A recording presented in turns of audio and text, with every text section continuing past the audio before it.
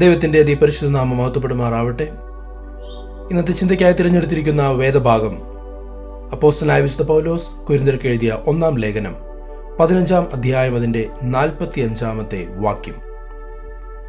ഒന്നാം മനുഷ്യനായ ആദാം ജീവനുള്ള ദേഹിയായി തീർന്നു എന്ന് എഴുതിയിരിക്കുന്നുവല്ലോ. ഒടുക്കത്തെ ആദാം ജീവിപ്പിക്കുന്ന ആത്മാവായി. ഈ വാക്യം 1 കൊരിന്ത്യർ 15-ാം അധ്യായത്തിൻ്റെ ഒരു ഭാഗമാണ്. അത് മനുഷ്യരുടെ പുനരുത്ഥാനത്തെക്കുറിച്ചും അന്ത്യകാലത്ത് വിശ്വാസികൾക്ക് അവകാശമാക്കുന്ന ആത്മീയ ശരീരത്തെക്കുറിച്ചും സംസാരിക്കുന്നു. ഈ പ്രത്യേക വാക്യം ആദ്യ മനുഷ്യനായ ആദാമും അവസാനത്തെ ആദാമായ യേശുക്രിസ്തുവും തമ്മിലുള്ള താരതമ്യത്തെയാണ് സൂചിപ്പിക്കുന്നത്. കൂടാതെ യേശുവിൻ്റെ പുനരുത്ഥാനത്തിൻ്റെ ആത്മീയ സ്വഭാവത്തെയും ഇത് ഉയർത്തിക്കാണിക്കുന്നു.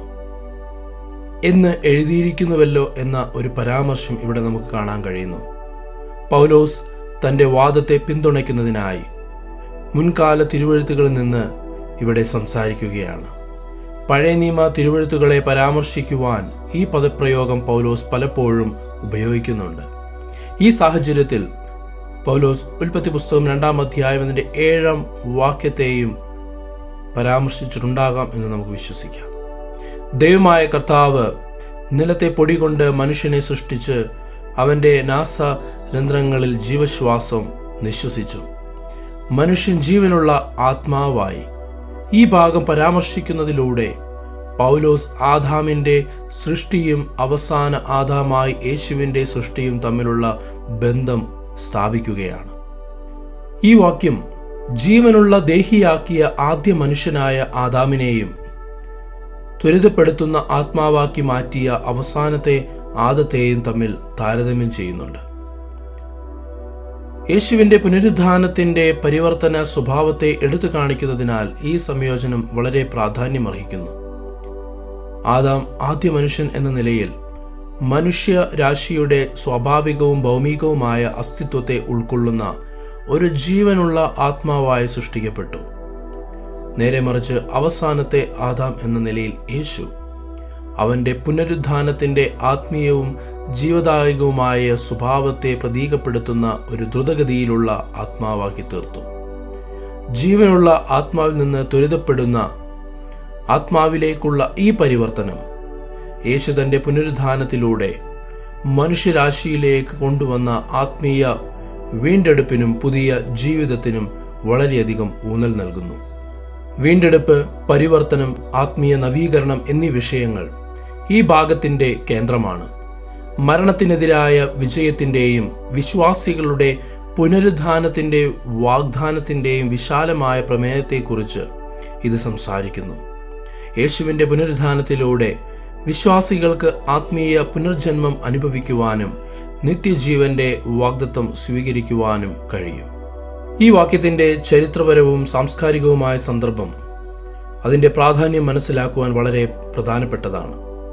കൊരിന്ത്യൻ സഭ പുനരുത്ഥാനത്തിൻ്റെയും മരണാനന്തര ജീവിതത്തിൻ്റെയും സങ്കല്പവുമായി വളരെയധികം പൊരുതുകയാണ്. ഈ ദൈവശാസ്ത്രപരമായ കാര്യങ്ങളിൽ വ്യക്തതയും പ്രബോധനവും നൽകാൻ പൗലോസിൻ്റെ കത്ത് ലക്ഷ്യമിടുന്നുണ്ട്. അക്കാലത്തെ പ്രബലമായ തത്വചിന്തകൾ കൊരിന്ത്യ സഭയെ വളരെയധികം സ്വാധീനിച്ചു. അത് പലപ്പോഴും ഭൗതിക ശരീരത്തിൻ്റെയും പുനരുത്ഥാനത്തിൻ്റെയും പ്രാധാന്യത്തെ കുറച്ച് കാണിച്ചു.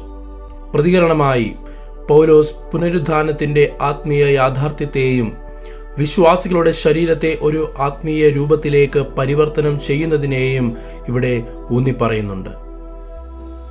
ആദാമും യേശുവും മനുഷ്യരാശിയുടെ വീണുപോയ സ്വഭാവത്തിൻ്റെയും ദൈവിക വീണ്ടെടുപ്പിൻ്റെയും പ്രതീകങ്ങളായി നിലനിൽക്കുന്നു. ആദം മനുഷ്യരാശിയുടെ പതനവും സ്വാഭാവികവുമായ അവസ്ഥയെ പ്രതിനിധീകരിക്കുന്നു.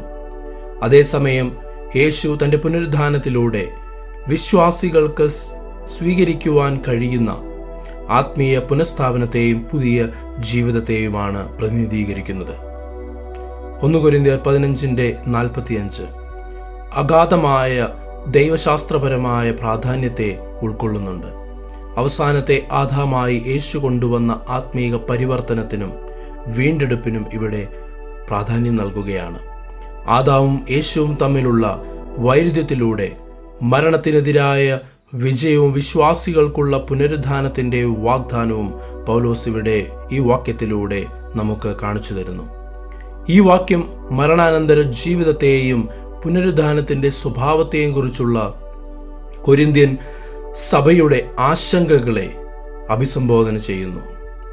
പുനരുദ്ധാനത്തിൻ്റെ ആത്മീയ യാഥാർത്ഥ്യത്തെയും പരിവർത്തന സ്വഭാവത്തെയും ഇവിടെ ചൂണ്ടിക്കാണിക്കുന്നു. വീണ്ടെടുപ്പ്, പരിവർത്തനം, മരണത്തിന്മേലുള്ള വിജയം എന്നിവ ഈ വാക്യത്തിൻ്റെ കേന്ദ്രബിന്ദുവാണ്.